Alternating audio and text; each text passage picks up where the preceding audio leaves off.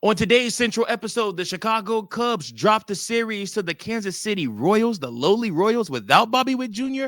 on Wednesday. And the Chicago Cubs also looking to make a deal with the Washington Nationals for a legit ace pitcher.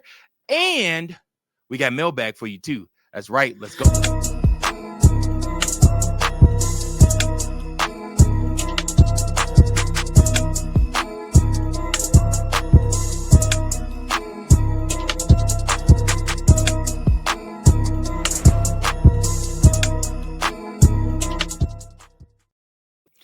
What's going on, Chicago Cubs Central listeners? Appreciate each and every last one of you guys that are tuning in to this episode. Before we begin, just go ahead and do me the biggest favor, would you? If you love this podcast, go ahead and hit that like button. If you want this podcast to help grow, please go hit that share button.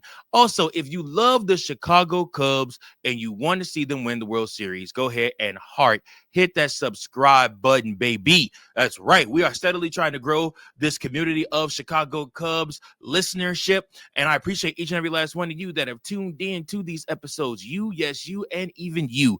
Thank you guys so much. I'm your host, Mike Jones, here with you, talking all things of our good boys, the Chicago Cubs. And of course, guys, we have to talk about the fact that the Chicago Cubs did go ahead and drop a game and a series to the lowly Kansas City Royals. Kansas City Royals that struggled to score runs all season long, only have a worse score differential being the Pittsburgh Pirates. These same Kansas City Royals came into our house, came into Wrigley Field, and dominated the Chicago Cubs, winning 2 out of 3. The Chicago Cubs look lifeless out there pretty much for majority of Wednesday's matinee matchup, where they just could not get it rolling versus this team. Colin Rea gave up home run after home run after home run. What else is new when it's hot outside and the stuff isn't working?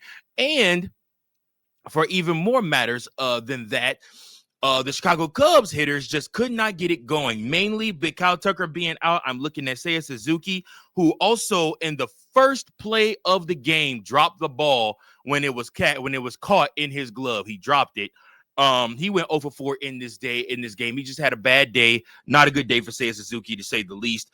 Of course, Pete Crow Armstrong with 1 for 4. He also did get his 27th home run of the year. Carson Kelly also went 1 for 4 and had got 1 RBI. Ian Happ went 0 for 2 in this game with 2 walks. Dansby Swanson went 1 for 3. Nico Horner went 1 for 4. McGuire went 1 for 3, and then Matt Shaw went 1 for 4 in this game and also homered in this game. So, like I said, the Chicago Cubs are struggling right now. And they're going to be going up against the white hot Chicago White Sox. I know it's weird to say that because the White Sox have been losing so much, but they will go up against the Chicago Cubs. 3 games set for the weekend. Cubs need to rebound, man. Point blank, period. Colin Rea in himself, I think when the wind was blowing in and, balls weren't leaving the yard, he had more of a shot at being a starter. But now the fact that the wind was blowing out today was a hot, humid day for the Chicago Cubs. And just Colin Rea wasn't able to have his best stuff today. Just point blank, period. He gave up too many home runs, too many balls, too many sliders right up in the middle of the heart of the plate of the zone. And those hitters of the Kansas City Royals just took advantage of it, just like they did in the bullpen game on Monday night. So we look at this and you see right now the Chicago Cubs are 60-42. And the Milwaukee Brewers are 61-41. Now, Chicago Cubs being 1 game back from that divisional lead, or at least tying for the division with the Milwaukee Brewers. So, I mean, it's a long season. Do I expect the Milwaukee Brewers to keep winning like this at this rate, at this pace? No. Unless they go out and make some trades that's unforeseen, no. But the Chicago Cubs, we definitely know are going to make trades. We're actually going to talk about that here in a minute. But I do want to stick out the importance. Colin Rea is 8-4 now on the season. And for what it's worth, Colin Rea has been serviceable. If you look at what he's been able to do, especially in the beginning months of the season where his stuff played well, because he's not a velocity guy. He's an older pitcher. He's not a velocity guy. He's a stuff type of guy. He's a guy that could come into the game and he can throw stuff at these hitters that different looks or different pitches that these hitters just can't hit, get a lot of outs due to contact on the ground. But when you throw in 80-mile-per-hour meatballs right into the heart of the zone, those are usually going to leave the yard on a hot, humid day like it was Wednesday at Wrigley Field. That's just what it is. That's for any pitcher. You make that mistake, if you leave a slider up in the zone, it's going. If they catch up to it, it's gone. I mean, like I said, that's just the nature of the beast of pitching at Wrigley Field. So Colin Rea, I think, will be a great hand to keep into the bullpen. I believe he also can eat up innings, but we definitely need a starting pitcher. We need another starting pitcher. I am still of the same mindset. The Chicago Cubs need to get 2 starting pitchers in this trip at this trade deadline. I think they will benefit greatly from that. I think that you look at the Chicago Cubs getting 2 guys to add with Horton, with Imanaga, and with Boyd, and I think that you have a really, really good setup for the Chicago Cubs. Now, whether that's Mitch Keller, whether that's Kelly over in with the Diamondbacks, whether that's, I mean, it's so many different options out there, but there's one in particular, 2 in particular, actually, I want to talk to you about today, that the Chicago Cubs reportedly have very high interest in. And like I said, but before we get to that, the Chicago Cubs just have to go out. Jed Hoyer has to do what he has to do, and he has to go out and make some trades. And in looking at making trades, there are 2 names in particular that I want to bring up to you today that have been mentioned with this Chicago Cubs squad. The first one being MacKenzie Gore. MacKenzie Gore right now is a pitcher for the Washington Nationals. He's 26 years old. He has a 4-9 win-loss record with a 3.59 ERA.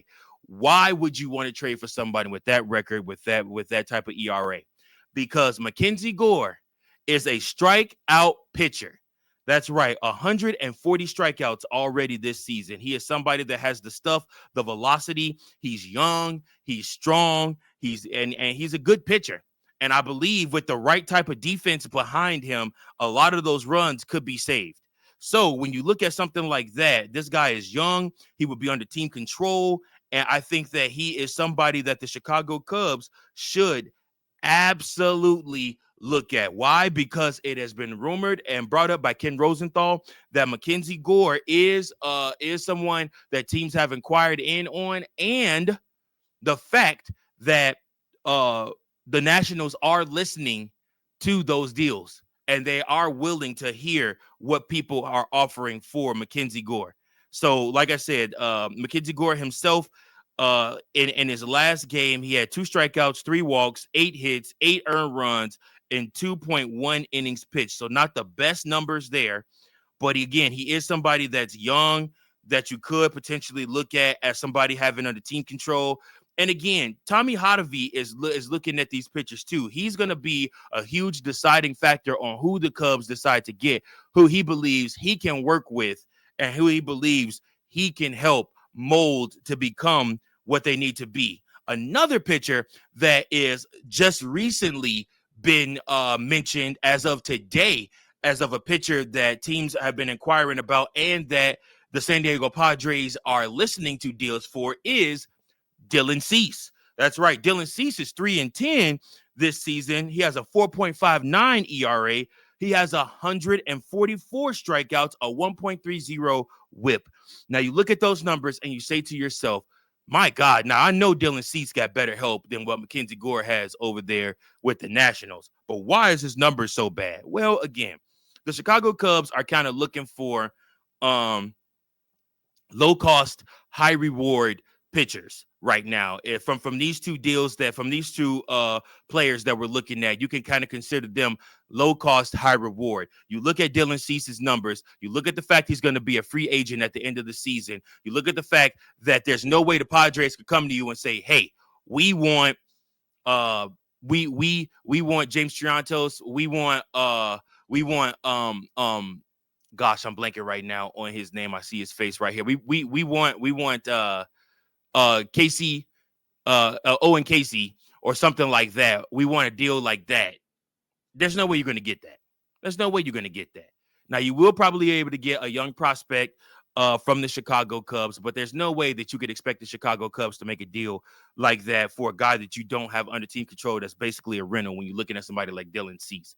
Dylan's stuff is really good, really, really good. I mean, like I said, that's a fact. That is a fact. But we have to also look at what they are asking for. Another guy that the Chicago Cubs apparently are looking at as a closer this year. They have been in talks to speak with Cleveland Guardians closer Emmanuel Clase. Now, Clase is 27 years old. He has a 5-2 win-loss record with a 2.74 ERA. This guy is another triple-digit pitcher. That means he's hitting triple digits on the radar gun when he's throwing his pitches. So that's definitely somebody that you want to look at and somebody that can get outs. He has 47 strikeouts. He has a 1.20 whip. So when I look at Emmanuel Clase, I look at him, you pairing him in the ninth, you're putting Daniel Palencia in the eighth, and you look at these guys and you say, if you can get us to the eighth and ninth, we're damn near unhittable. You're unhittable in the eighth and ninth. You put Caleb Thielbar in the seventh. I mean, that's a winning recipe right there. That's a recipe to get good innings out of your starters. You go Thielbar seventh, you go Palencia 8, and then you go Clase 9. You're gonna win a lot of baseball games like that. That's gonna win you a lot of baseball games. You're gonna get a lot of outs. You're gonna win a lot of baseball games. Those are 3 really, really great guys right there. So you look at this and you say to yourself, the Chicago Cubs have options right now. They have options. And again, pitching is the main focus. I know. I've talked in depth about third base. I mean, Eugenio Suarez even sent a special message to David Kaplan telling him that he might be seeing him in Chicago real soon. But at the same time, listen, if you don't get this pitching together, you're not winning anything. You're not winning the division. You're definitely not winning no playoff series, and you're definitely not winning the World Series. So if you don't get this pitching figured out and get 2 good pitchers and some bullpen arms that can get you through innings and shut teams out, then you're going to struggle. You're going to struggle. So the Chicago Cubs have options. They have pieces that they can go to. And again, like I said, it's it's one of those things where they just have to make up their minds what they're going to do. So with that being said, Chicago Cubs, Jed Hoyer, this weekend, get on the phones, man. There still has not been a starter named for Sunday's matchup against the Chicago White Sox at Rate Field, Guaranteed Rate Field, U.S. Cellular Field, wherever you want to call that crap. Anyways, they have not named a starter. Now, albeit it could be Jameson Taillon might be doing better than we thought, and he could be back by Sunday. He could be activated by Sunday. They might be holding out hope for that. That might be Jameson Taillon's start. Or there could also be a trade in the works. We could have somebody else pitching. We'll just have to see what happens. But the Chicago Cubs have a winnable weekend ahead of them before we get into that Brewers series. And the Chicago Cubs have to do all that they can before they head up to Milwaukee to American Family Field for that game. So let me know what you guys' thoughts. Emmanuel Clase, MacKenzie Gore, and Dylan Cease are 3 pitchers that the Chicago Cubs are potentially in talks or inquiring about. I talked yesterday about Edward Cabrera. There's so many different pitchers out here that the Chicago Cubs can go after. And I feel like I've covered them ad nauseum. And there's new ones that keep coming up. And new names will keep coming up until the trade deadline ends. They asked Craig Counsell how close is Jed to making a deal. And Craig Counsell says, I mean, right now he feels like everybody is at the same position. It's really when you get to the deadline that deals start getting made.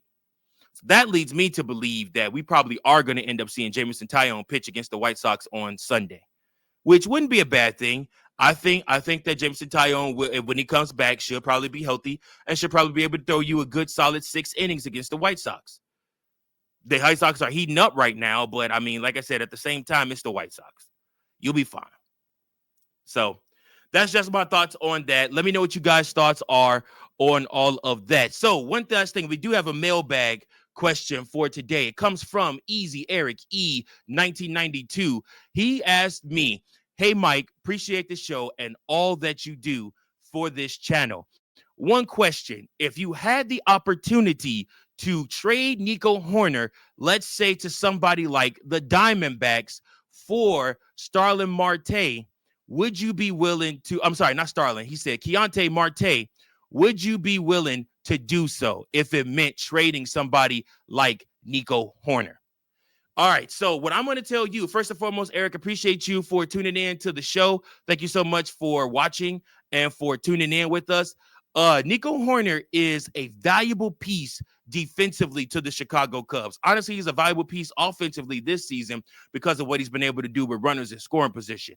But you ask me, would I be willing to trade him for somebody like Keontae Marte? I would tell you that let me make sure we're both saying his name right, because I'll be damned if I look like an idiot for saying the wrong name. Let me go look him up. Diamondbacks are in a fire sale too. So they did Ketel Marte. Ketel Marte is this man's name. I don't know why me and you. It's not Keon. It's not definitely not Sterling. But Ketel Marte is one of a kind when it comes to players. He's an all-star caliber type of player. Now, what I'm going to tell you is if the Diamondbacks are going to trade you, let's say Mitch Kelly, let's say Kelly, let's say and Marte and maybe Eugenio Suarez, and they're asking in return for Casey, for maybe Ben Brown and maybe Jackson Wiggins, because they have said they want pitching. I mean, that's a deal that you might have to take a look at. That's a deal that you might actually have to listen on, because not only are you getting Marte that can be a leadoff hitter for you every single game and is going to give you a bunch of leadoff home runs, but at the same time they're giving you Suarez also. Like I said, so you're getting a third baseman. You're upgrading your second baseman position from an offensive style, and on top of that, you also are getting a really great pitcher too. You guys, let me know your thoughts. You guys think that's too much? I'm inclined to believe I'd have to listen on that deal. That's a really good deal. That's a really good deal. Do I think a deal like that is likely to happen? Probably not. Marte's probably going to be a Diamondback for the foreseeable future. But again, like I said, you have a lot of guys on those Diamondbacks whose contracts are coming due that probably won't sign back. So again, they are doing a fire sale, but I do not think Marte is somebody that they're going to sell. So I appreciate your call. I appreciate your message. Thank you so much for writing in to me. Remember, guys, you guys can be a part of the show too. Easy, just like Easy Eric. And all you have to do is leave a voicemail at 217-816-5498, or you can write me at cubsbaseball1992@gmail.com. I appreciate each and every last one of you guys. Thank you so much for watching and tuning in to this episode. Until next time, go Cubs, go. Peace. Thank you for watching another episode of Chicago Cubs Central, the #1 spot for all Chicago Cubs content. Remember to like, share, subscribe for more Cubs content.